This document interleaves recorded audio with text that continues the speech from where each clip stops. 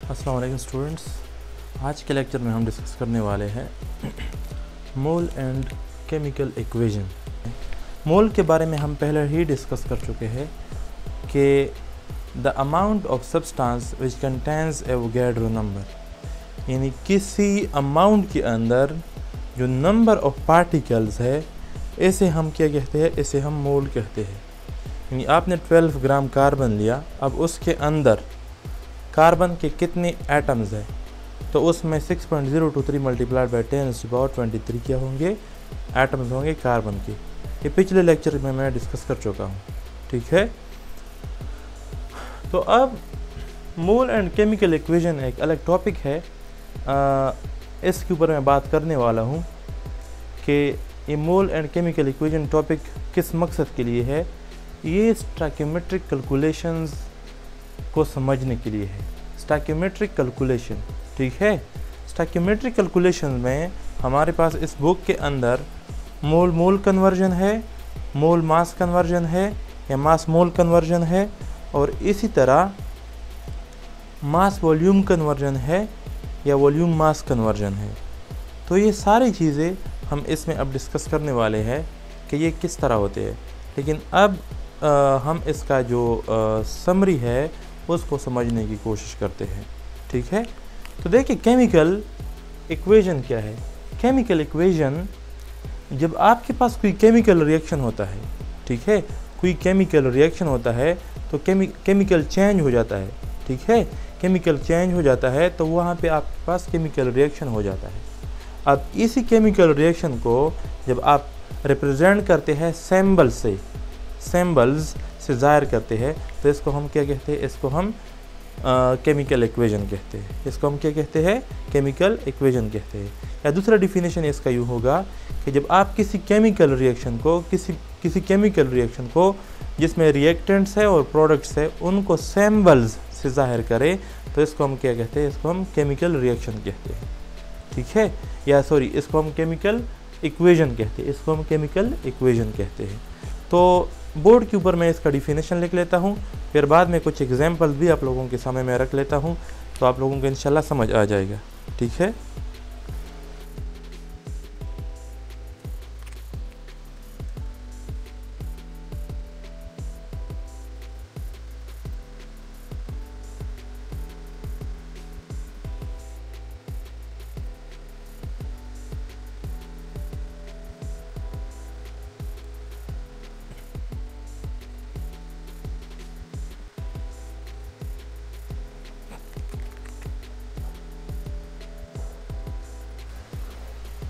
Called chemical equation. तो आप के पास जब कोई केमिकल रिएक्शन हो जाता है तो आप उसी केमिकल रिएक्शन को सिंबल्स अलामात से रिप्रेजेंट करते हैं। तो इसे क्या कहते हैं, इसे केमिकल इक्वेशन कहते हैं। इसे क्या कहते हैं, इसे केमिकल इक्वेशन कहते हैं। इसका दूसरा डिफिनेशन भी है।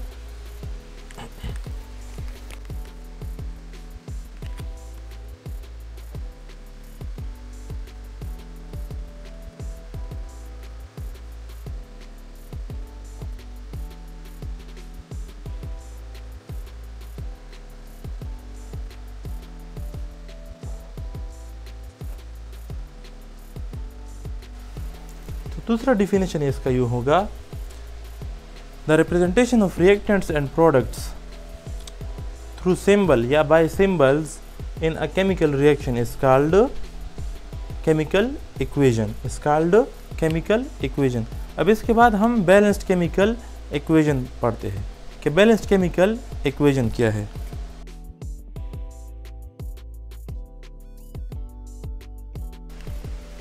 तो balanced chemical equation, balanced chemical equation वो इक्वेशन होता है, केमिकल इक्वेशन होता है जो लॉ ऑफ कंजर्वेशन ऑफ मास के मुताबिक होता है, ठीक है।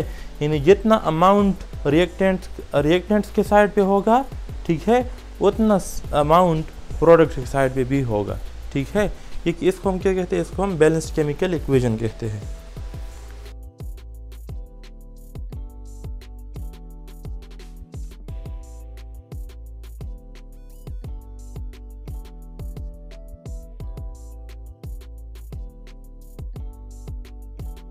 ठीक है। यानी वो केमिकल इक्वेशन जो लॉ ऑफ कंजर्वेशन ऑफ मास के मुताबिक हो। ठीक है, लॉ ऑफ कंजर्वेशन ऑफ मास के मुताबिक कैसे? अब यहाँ पे कुछ एग्जांपल मैं लिख लेता हूँ, तो एग्जांपल से इंशाल्लाह आप लोगों का कंसेप्ट क्लियर हो जाएगा। तो कुछ एग्जांपल्स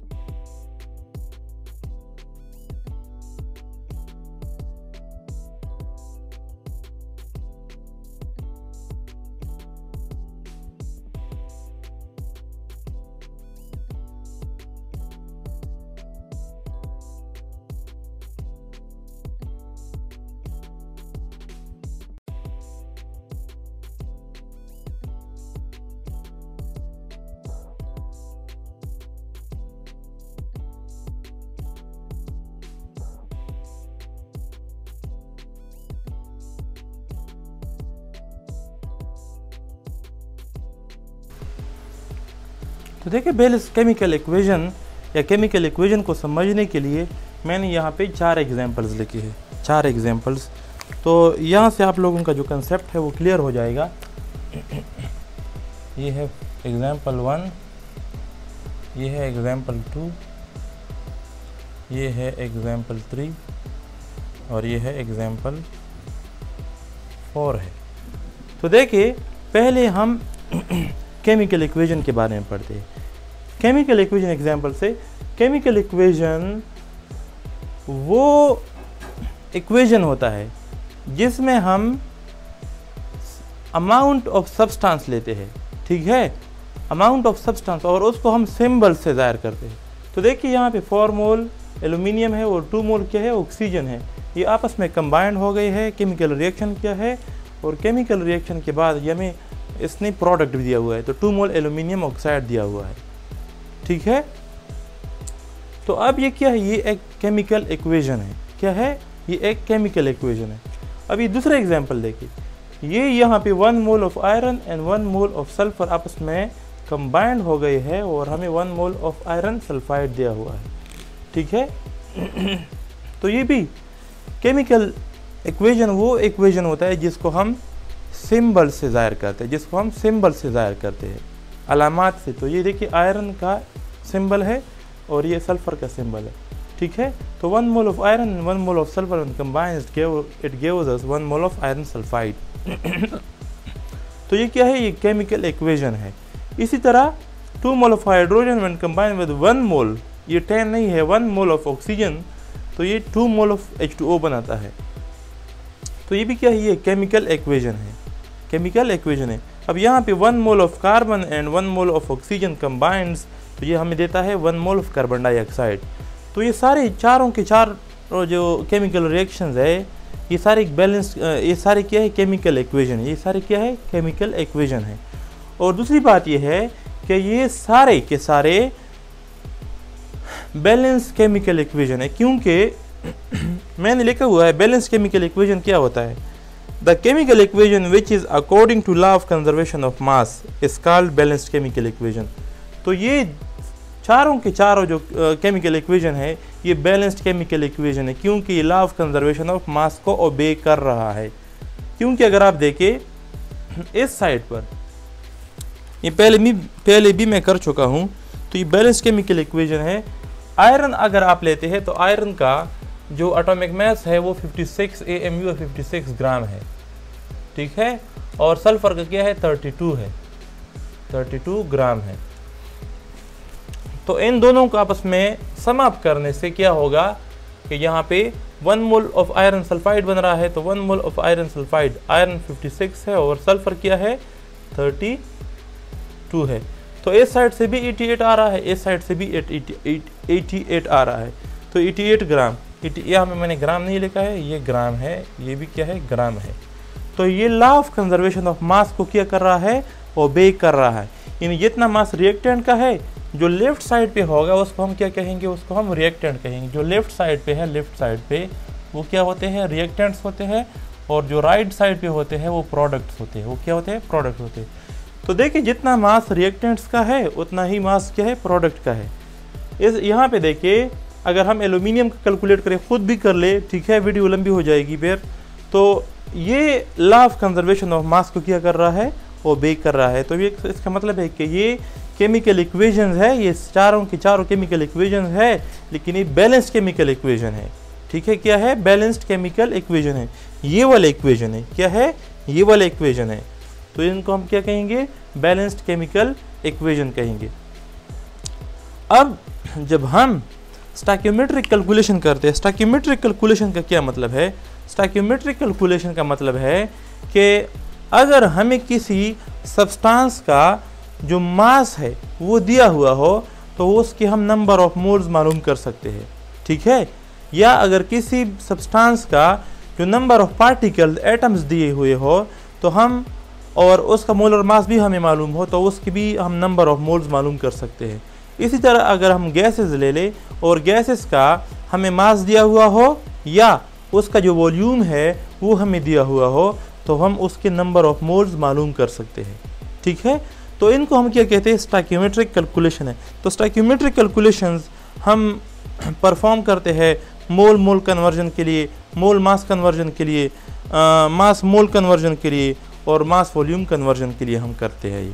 ठीक है, तो मैं वो चीज़ें बाद में डिस्कस कर लेता हूँ, लेकिन उस स्टोइकियोमेट्रिक कैलकुलेशंस के लिए कुछ शराइत है। जो स्टोइकियोमेट्रिक कैलकुलेशन जब आप परफॉर्म करते हैं तो उसके लिए कुछ स्टेप्स है जो आपने परफॉर्म करने होंगे। ठीक है, तो वो उनमें से पहला स्टेप जो है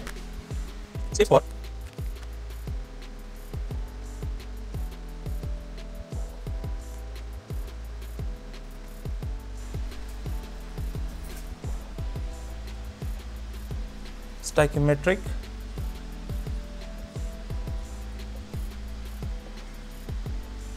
कैलकुलेशंस। तो स्टोइकियोमेट्रिक कैलकुलेशंस जब आप परफॉर्म करते हैं उसके लिए क्या है, कुछ स्टेप्स है। पहला स्टेप तो ये है कि आपने करेक्ट केमिकल इक्वेशन लेके आए, करेक्ट केमिकल इक्वेशन लेना है। तो ये सारे के सारे क्योंकि इक्वेशंस है ऊपर, ये सारे क्या है, करेक्ट है, सारे क्या है, लॉ ऑफ कंजर्वेशन ऑफ मास को ओबे कर रहा है। यानी बैलेंस्ड केमिकल इक्वेशन है और करेक्ट भी है, करेक्ट भी है। तो पहले आपने करेक्ट बैलेंस्ड केमिकल इक्वेशन लिखना होगा, करेक्ट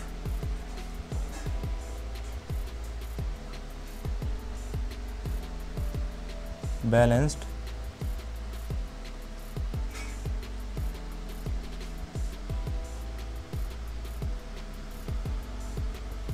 केमिकल इक्वेशन। पहले आपने करेक्ट बैलेंस केमिकल इक्वेशन लिखना होगा। दूसरी जो बात है,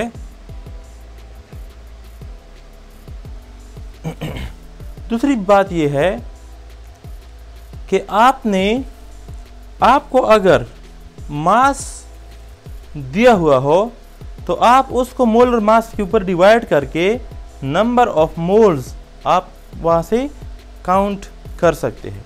ठीक है,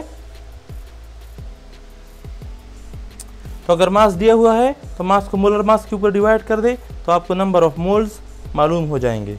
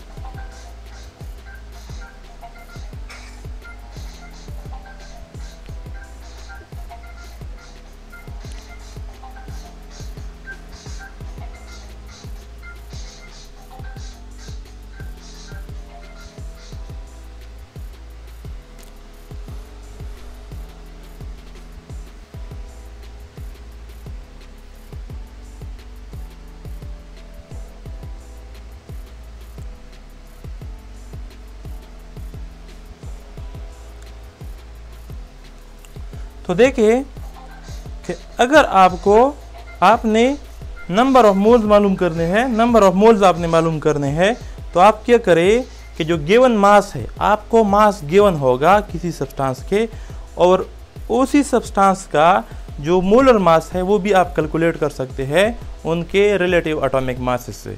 ठीक है, तो वहाँ से आप क्या कर सकते हैं, नंबर ऑफ मोल्स कैलकुलेट कर सकते हैं। मिसाल के तौर पर आपको क्या दिया हुआ है, मास गिवन है कार्बन डाइऑक्साइड का, कार्बन डाइऑक्साइड है, तो कार्बन डाइऑक्साइड का मास आपको गिवन है कितना है, 88 ग्राम है। कितना है, 88 ग्राम है। और इसका मोलर मास क्या है कार्बन डाइऑक्साइड का, वो क्या है, 44 ग्राम है। क्या है, 44 ग्राम है। तो आप यहाँ से क्या कर सकते हैं कि 2 मोल्स आ जाएंगे। तो जब आप नंबर ऑफ मोल्स को मालूम करना चाहते हैं तो आपको जो मास है किसी सब्सटेंस का वो आपको गिवन होगा, और उसी मास को आप नंबर ऑफ मोल्स के ऊपर क्या कर दे, डिवाइड कर दे। तो डिवाइड करने के बाद आपको उसका जो नंबर ऑफ मोल्स है वो क्या होंगे, मालूम हो जाएंगे। नंबर ऑफ मोल्स आपको क्या होंगे, मालूम हो जाएंगे। अब इसके बाद जो नेक्स्ट थर्ड पॉइंट है, थर्ड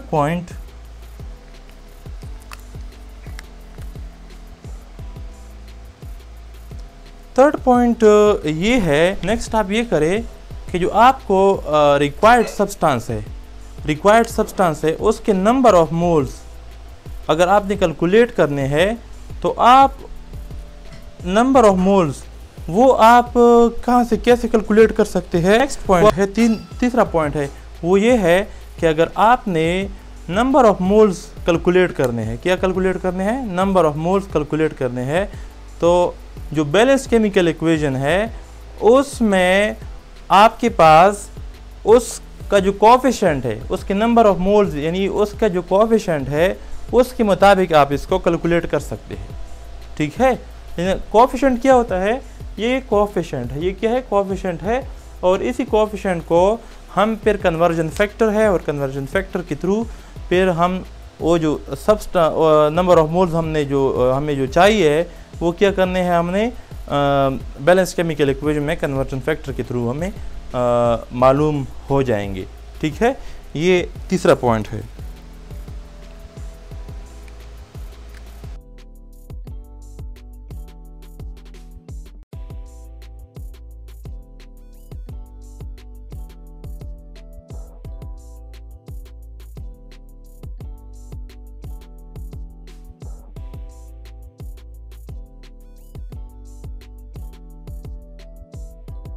चौथा पॉइंट ये है कि जब आपको नंबर ऑफ मोल्स मिल गए, जब आपने नंबर ऑफ मोल्स को मालूम किया तो उसके बाद नंबर ऑफ मोल्स को आप क्या कर सकते हैं, मास में कन्वर्ट कर सकते हैं। ठीक है, क्योंकि number of moles is equal to mass in gram divide by molar mass. ठीक है, तो मास इन ग्राम आप उसको क्या करें कि नंबर ऑफ मोल्स के साथ आप मोलर मास को मल्टीप्लाइड करें तो आपको जो मास है ग्राम में वो आपको आ जाएगा। ठीक है,